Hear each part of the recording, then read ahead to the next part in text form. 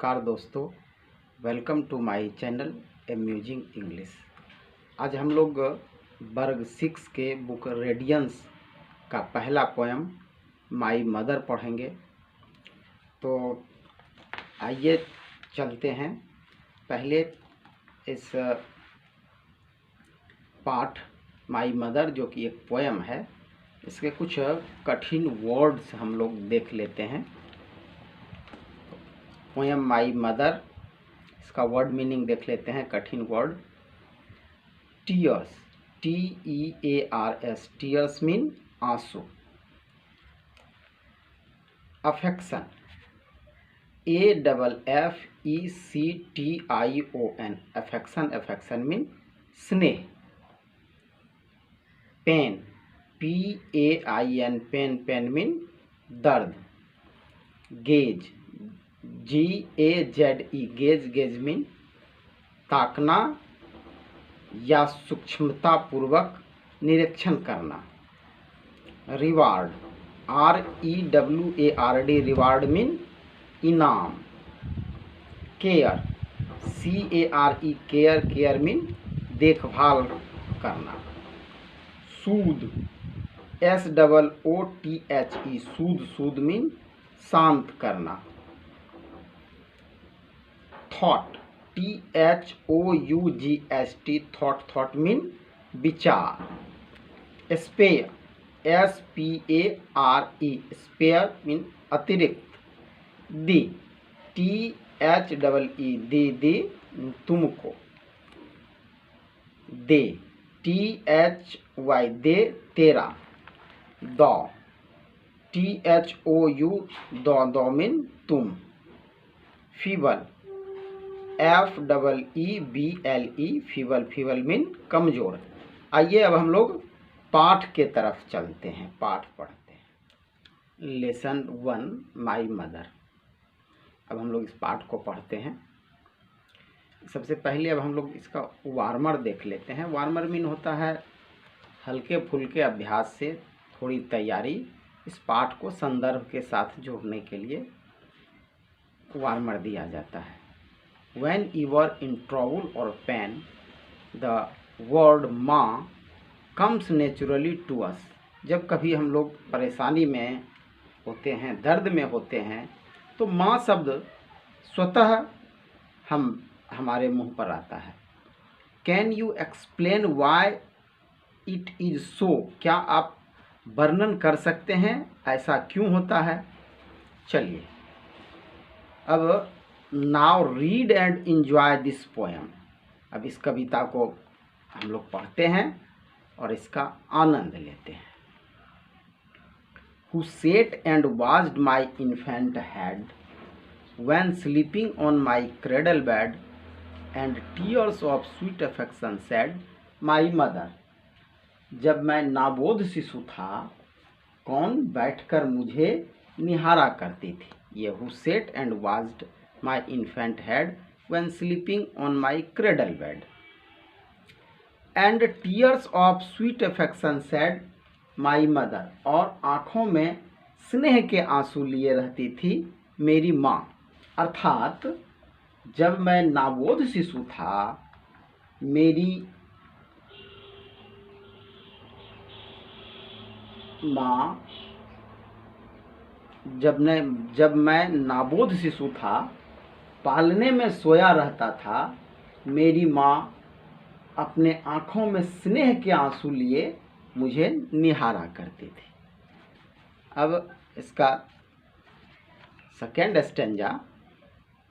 When pain and sickness made me cry, who gazed upon my heavy eyes. जब दर्द और बीमारी ने मुझे रुलाया, कौन मेरी बोझल आँखों को टकटकी लगाकर निहारा करती थी। And wept for fear that I should die, my mother. और इस डर से रोती थी कहीं मैं मर न जाऊं। अर्थात इसका मतलब हुआ कि जब मैं दर्द और बीमारी के कारण रोता था, मेरी माँ मेरे बोझिल आँखों को टकटकी लगाकर निहारा करती थी और इस डर से रोती थी कहीं मैं मर ना जाऊं। नेक्स्ट इसका third stanza, who ran to help me when I fell and would some pretty story tell.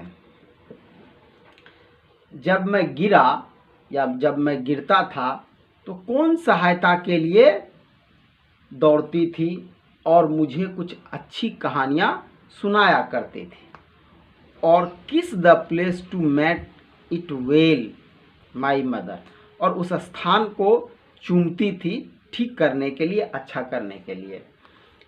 जब बच्चा गिर जाता है तो वो रोता है। चलिए इसका आगे जो है डिटेल से इसका जो है मीनिंग समझते हैं। इस स्टेंजा का तात्पर्य है कि बचपन में जब मैं गिरता था मेरी माँ मेरे सहायता के लिए दौड़ी आती थी और मुझे चुप कराने के लिए, बच्चा जब गिरता है तो रोता है, तो चुप कराने के लिए सुंदर कहानियाँ कहती थी, और जहाँ चोट लगा होता था, जिस स्थान पर चोट लगा होता था वहाँ चूमती थी उस जगह को, उस चोट को ठीक करने के लिए या सांत्वना के लिए कि अब ये ठीक हो गया, अब यहाँ पर कोई चोट दर्द नहीं है। ये चाइल्ड साइकोलॉजी है कि बच्चे को वहाँ थोड़ा सा दुलार स्नेह किया जाए तो रोता हुआ बच्चा चुप हो जाता था। अब हम लोग अगले स्टेंजा की ओर चलते हैं। अगला स्टेंजा है, and can I ever cease to be affectionate and kind to thee. क्या मैं तुम्हारे प्यार और स्नेह को बंद कर सकता हूँ। सीज मीन होता है यहाँ बंद करना, लेकिन यहाँ पर सीज का अर्थ हम लोग लेंगे कि भुला सकता हूँ। प्यार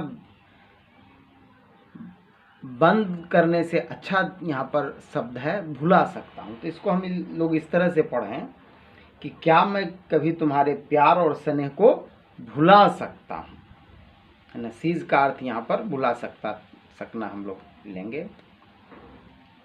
and can I ever cease to be affectionate and kind to thee. क्या मैं कभी तुम्हारे प्यार और स्नेह को भुला सकता हूँ। Who was so very kind to me my mother, यानी जो मेरे प्रति बहुत दयालु रही थी मेरी माँ, अर्थात मेरी माँ जो मेरे प्रति बहुत दयालु थी उसके प्यार और स्नेह को मैं कभी भुला नहीं सकता। Ah no the thought I cannot bear, and if God please my life to spare। ओह, मैं इस विचार को सहन नहीं कर सकता, और यदि ईश्वर मेरी आयु को इतनी लंबी करे। स्पेयर मीन होता है लंबा करना, किसी चीज़ को बढ़ाना। I hope I shall reward thy care my mother, मैं आशा करता हूँ कि मैं अपनी माँ को उसके देखभाल के लिए इनाम दूंगा। मेरी माँ ने जो मेरी इतनी बचपन में देखभाल की, उस देखभाल के लिए बदले में मैं अपनी माँ को इनाम दूंगा।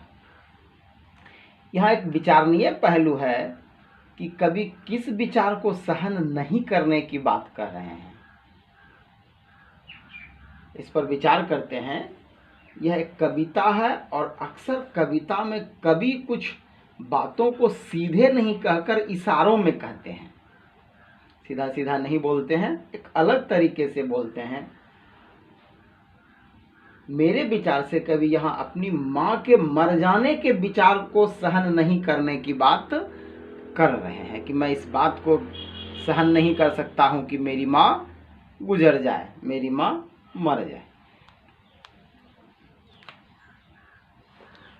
अगला stanza, When thou art feeble and grey, my healthy arms shall be they stay, and I shall soothe the pains away my mother। when thou art old, feeble and grey, जब तुम बूढ़ी और कमजोर हो जाओगी, my healthy arms shall be the stay, मेरी मजबूत बाहें तुम्हें थाम लेगी, and I shall soothe the pains away my mother, और मैं अपनी माँ के सभी कष्टों का निवारण कर दूंगा, माँ के सभी कष्टों को दूर कर दूंगा। तो इस तरह से हम लोग ये कविता माई मदर पढ़े। अब इसके बाद हम लोग इसके क्वेश्चन आंसर को देखेंगे।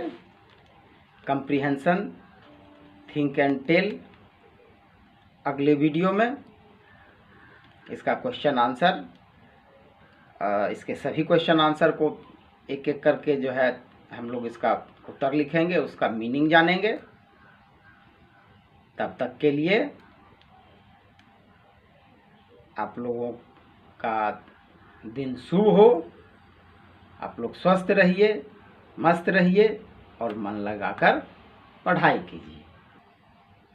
धन्यवाद।